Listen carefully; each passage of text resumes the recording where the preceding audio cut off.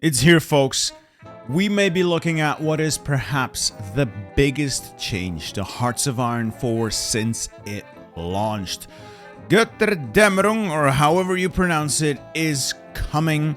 Not only that, they've actually announced an expansion pass, so the next DLC is also revealed. So let's dive right in. If you want to watch the video, cool.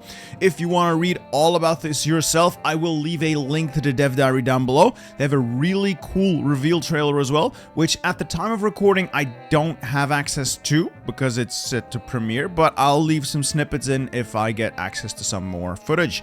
But it is really good. I recommend you watch it. It's got some Killzone vibes to it.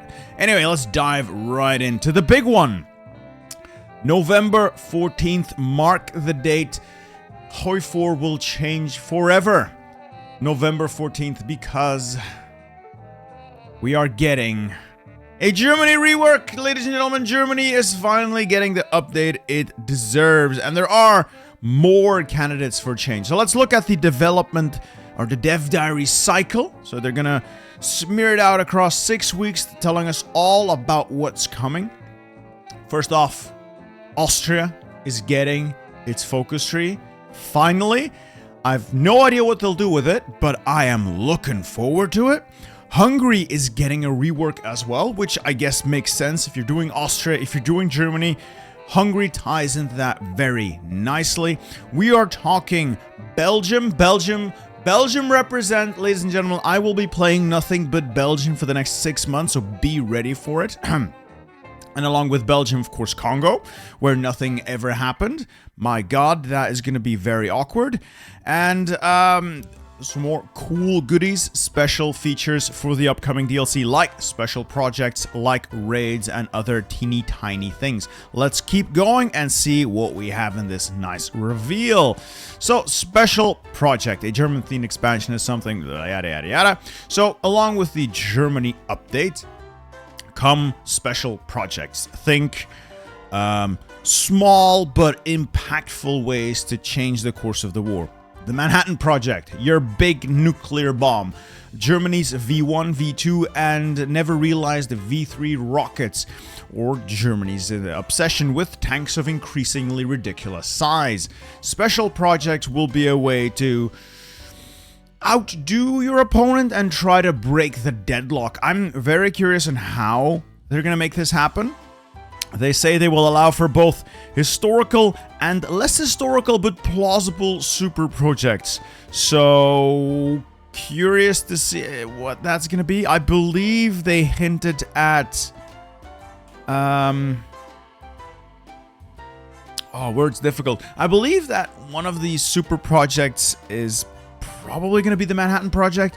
They might have that Canadian aircraft carrier made of ice as well, so I am very curious to see what that's going to be. It's going to be fun, flavorful, and probably something I'll never touch after the first time, because I just want my infantry and my tanks. Then, military raids. I suppose you could consider this to be the counter to those special projects. The Dieppe raid, the bombing of the German dams in the Ruhr area. Special projects with a very high risk, high reward impact. So, take out critical infrastructure that was not easily repairable or replaceable to change the outcome of the war. There's a couple of allied ones that make total sense because they happened in real life. I am curious to see what German or Japanese or even Italian ones they might come up with. Imagine Italy doing something useful. I would be very surprised. But I am curious, yeah. Raids will be one of your main counterplays to your opponent's scheming. So, like I said, this is going to be your main counter to special projects. I don't know how the AI is going to handle that properly. I imagine this is going to be very potentially impactful in multiplayer if they don't just outright ban it all, because these people don't know how to have fun. I am excited for it, though. I want to see what it is so I can use it once and never look back. I hope that's not the case. I hope that's not the case.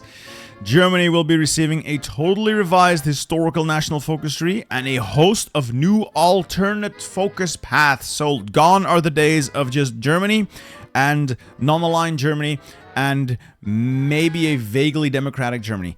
I'm curious, honestly. I'm just curious to see what they do. The last time they touched Germany was Waking the Tiger. Germany is the engine of Hearts of Iron 4. Germany has to feel right. Its pacing has to be right. It is what drives the game. They got to do it right. And I'm very curious to see what happens. Then Austria is going to be interesting because how do you do a historical tree for a country that stopped existing in 1938? It's probably going to have a lot of fun, a lot of flavor, and a lot of Habsburgs. Just how realistic is it going to be? Very curious to see if we can get some Habsburg goodness. I assume we will. And I want to see how it ties in with Hungary and the other countries in the area. A revised Hungarian focus tree is well overdue. The Hungarian focus tree sucks. I'm not going to sugarcoat it. The communist part of it is useless. The historical path of it is almost as useless. And then there is the very fun, very flavorful, Habsburg path. But it's RNG. And it's not that great when things don't go your way. And restarting all the time just to get the run to go your way is not my idea of fun. So I hope they are going to go into this right, tie it in nicely with the new Austria rework, get a little bit of back and forth there, get a nice cohesive whole. And then finally, but absolutely most importantly, Belgian focus tree. Belgium is here. Resist or welcome German supremacy. Belgium has long been ignored, but we are finally getting the attention we deserve. We will play our part and we will play it well. One thing I am a little bit afraid of is if they overtune Belgium, the AI and a lot of newer players are going to have a hell of a time playing as Germany. Because Belgium right now even is the main stumbling block for most newer players and sometimes the AI as well when it gets stuck there. And if the war grinds to a halt in Belgium, Germany's lost. So I hope they don't overtune it, even though Belgium is the most powerful country on Earth and it would make sense. From a gameplay perspective, they have to remain weak enough to be steamrolled by an AI, but they have to be strong enough in the hands of a player that they can have fun, but not too strong so there won't be a challenge. So this is going to be interesting to see how they handle it. We are talking expansion pass. Now, I'm not a fan, but let's give them the benefit of the doubt here. Let's take a look. It's going to include some stuff. Okay, it's going to include some stuff. And, let's see, they say there's nothing. All right, let's see. Yeah, it's here. All items listed except for the first bullet point. So the instant unlock of some 3D tank models and a music track. Nothing critical. Will be available for purchase separately or as part of the DLC. So, if you believe in Hearts of Iron 4, if you play this all the time, you love this game, you don't care what Paradox throws at you, you will buy it. I question your sanity, but you are getting a 20% discount if you buy the expansion pass. You get 3 new 3D tank models and a music track. I'm not sure if I like the music track or the tank models because you never really look at the models that much and I turn the music off, but you do you. You get the expansion Götterdämmerung, the Graveyard of Empires country pack, and from the looks of that, that is Afghanistan, Iran, that region there. So, very nice. Let's zoom in a little because I want to see what this is all about. So, couple of tanks and a song. Götterdämmerung. Love the art for it. Love the art for it. This is coming soon. And Q1 of 2025.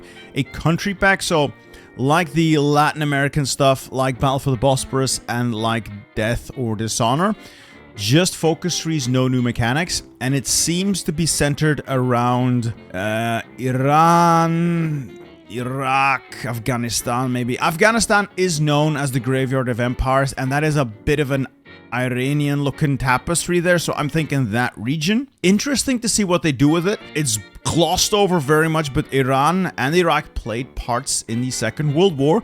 Afghanistan, not so much, but you know, they're part of the region, might as well. And a unit pack for prototype vehicles. I'm not sure what that means. Yeah, I guess we'll find out. Let's see. No, prototype unit vehicle pack. So, no idea. Anyway, if you're interested, there is a chance to get a 20% discount if you buy all of it at once. You do you. I'm not going to tell you what to do. I'm not your dad, but it's an interesting proposition. Anyway, oh my god, love the art. Look. If this is... Just bear with me here. Bear with me. Get out of the way. Get out of the way, Bitter Steel. Look at that tank. Look at that tank. If they allow me to build that tank right there, I will buy everything they put out. If I can put an army of those in the field, nothing can stop me. Anyway, that has been a first look at the upcoming new DLC, well, DLCs.